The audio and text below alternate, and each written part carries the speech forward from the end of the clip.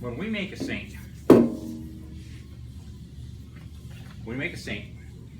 you start with a square piece of steel. Can you see that?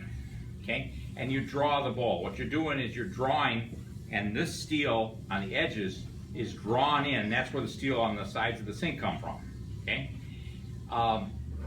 When we're done, we cut those off and weld two bowls together. If you'll see on the bottom here, see the weld mark on the top? See this weld mark? You can't see it down the middle because it's painted, but that's the weld mark. Okay. When they do that, you make all four sides of the sink are the same thickness. Now, the guys that in order to make the cheaper sink, they press both bowls at the same time. If you see on here, they press and it's still drawn. You can see where the steel is drawn in to make the bowl.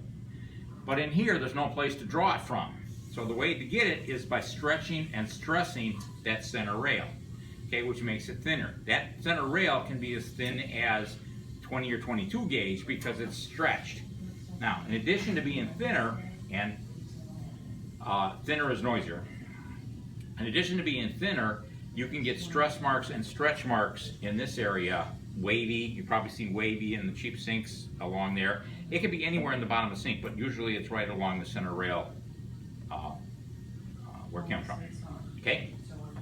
So that's why welded is so important. Now, obviously, if you press both bowls at the same time, that's one process. If you press this bowl and you press this bowl and you weld it together, it's three processes. So it's a more expensive way to make the bowl.